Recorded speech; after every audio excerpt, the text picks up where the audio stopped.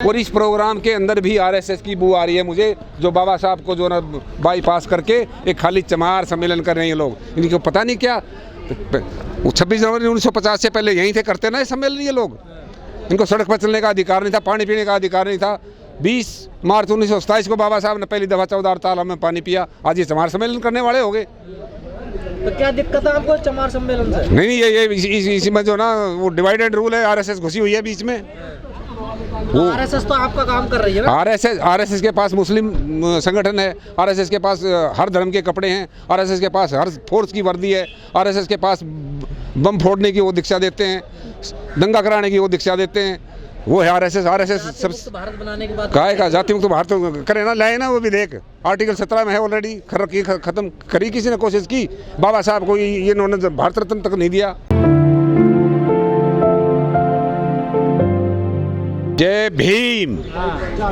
अब मोदी जी की ज्ञान और उनकी डिग्रियां और उनके जितना भी ज्ञान है उसका सारा ही आज जो ना पूरा ही सुन लो। मैं देश नहीं बिकने दूंगा, मैं देश नहीं झुकने दूंगा, लेकिन अब क्या कर रहे हैं, पूरा बेचूंगा और अपने 2 मित्रों को बेचूंगा। एक तो ये नारा था, एक नारा था कि मेरे दलित भाइयों को मत मारो, मुझे गोली मार दो। उसके बाद से अत्याचार 200 गुना बढ़ चुके हैं। एक नारा ये था कि कैंडिडेट मत देखना, सीधा वोट मेरे पास आएगा और मैं जिम्मेदार हूँ हर चीज़ का। लेकिन अब जिम्मेदारी किसी बात की नहीं ले रहे। 9 साल से मन की बात के अलावा कोई तीसरी बात ही नहीं है। संविधान खतरे में है। कोई चोर इकट्ठे नहीं, चोर तो सारे के सारे भेज दिए ना, सारे गुजराती बाहर। 28 की लिस्ट है, सुनाऊं? ललित मोदी, नीरव मोदी, मेहुल चोकसी, जो ना सारे संदेश रहा और पता ना कितने, 28 की लिस्ट है मेरे मोबाइल में। छापे तो तुम्हारे पास पड़ रहे हैं। छापे तो ये सारी जो ना मशीनगरी का, जो संवैधानिक मशीनगरी है, उनका पूरा मिसयूज करके और 24 से पहले तकरीबन विपक्ष को जेल में डालने की प्लानिंग है। और अगर 24 में खतरा दिखा सीट को तो लॉकडाउन भी लगेगा और आप लोगों को घरों में कैद करके मारा जाएगा। ये प्लानिंग है। वो भारत रत्न लेके जो कपड़े पहनकर बाथरूम में नहाते थे, नाम बताने की आवश्यकता है क्या? पत्रकार महोदय, आज आप जो ना बिल्कुल आपके सारे मौलिक अधिकार खत्म हो चुके हैं। आपको 5 किलो राशन पर रखा जाएगा, ना मरने देंगे ना जीने देंगे। आपकी शिक्षा खत्म, स्वास्थ्य खत्म, आपकी सुरक्षा खत्म। आपको मोदी तानाशाह के तो सारे लक्षण भरे पड़े हैं। कौन सा लक्षण नहीं है तानाशाह का? गरीब माँ के बेटे हैं वो। अच्छा, वो कहने के लिए गरीब है। ऐसा गरीब मुझे भी बना दो, ऐसा गरीब मैं भी बनना चाहता हूँ।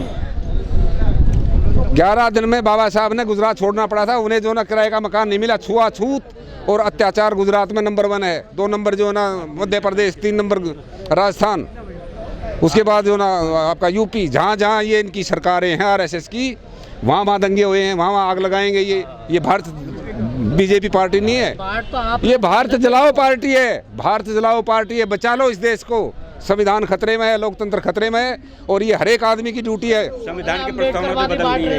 हाँ, हर एक आदमी की ड्यूटी है। पत्रकार महोदय, आपकी भी उतनी जिम्मेदारी है उतनी मेरी है। सारे मिलकर इस देश के संविधान को बचाइए, लोकतंत्र को बचाइए।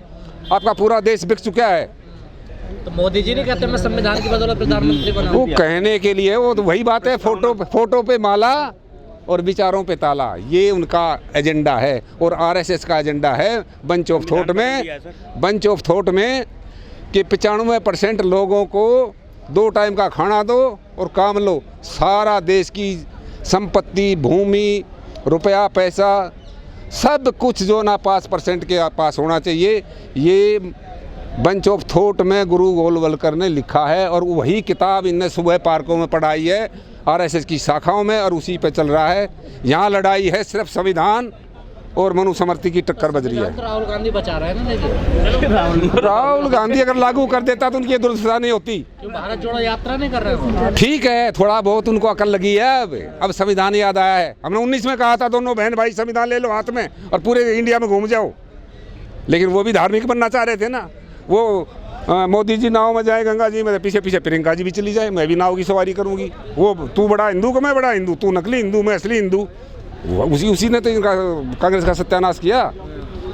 कांग्रेस करवाई है या हिंदू है? वो ऐसा है, वो भी जो है ना कुछ सेकंड नजर आ रहे हैं, क्योंकि गुजरात में जाके क्या बोला कि नोटों के ऊपर जो है ना लक्ष्मी और गणेश की फोटो होनी चाहिए, उससे उनकी सीटें घटी हैं, दिल्ली में घटी हैं। अगर ये स्टेटमेंट नहीं देता तो दिल्ली के जो है ना काउंसलर के इलेक्शन में उनकी सीटें बढ़काती। ठीक है, अरे वो और नई संसद का नाम जो ना बाबा साहब के नाम होना चाहिए, और जो ऐसा स्टेचू अब लगा हुआ है ऐसा स्टेचू नई संसद में भी होना चाहिए।